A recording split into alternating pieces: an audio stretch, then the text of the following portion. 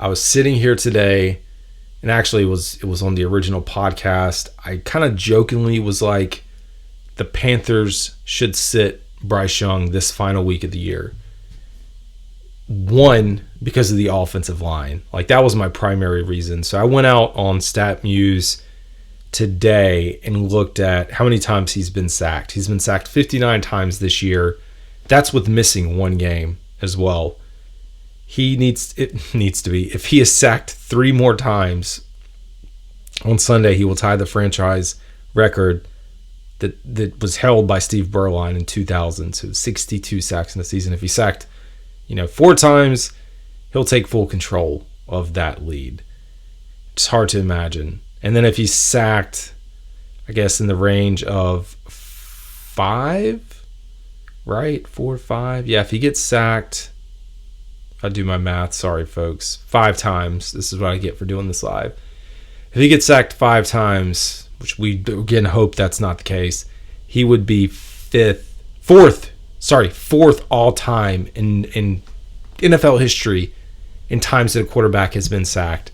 So it's Carr sacked 76 times in his rookie season in 2002, Cunningham in 1986, and then Carr again in 2005. Tough luck there.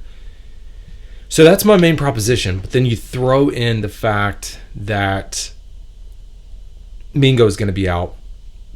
You've got an offense that's just not working for whatever reason.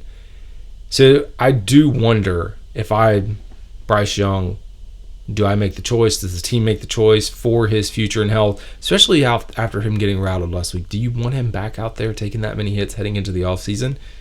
Now, to the flip side, and someone pointed this out on X, which is very, when I brought this up, they're like, well, he probably wants to go out there and kind of, avenge for the game that he had against Jacksonville. And I was sitting here thinking, I was like, yeah, the competitor in me would want to do the same thing. Like, I would want to go out there and compete and fight and win and battle.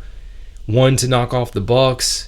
2, just to go into the offseason on a better note than how you ended it with Jacksonville, because that is a very long offseason to think about your last game being against Jacksonville, getting skunked, 0 points, no production, barely throwing for over 100 yards, interception. Or you could go in riding high, hopefully knocking off the Bucs, or at least trying to knock off the Bucs, a division rival, and carrying that into the offseason. So maybe that is the path forward. Either way, I would not be shocked if he does sit or if he does play.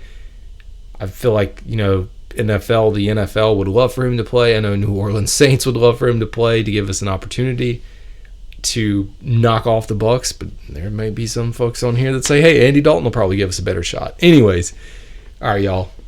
Have a good one.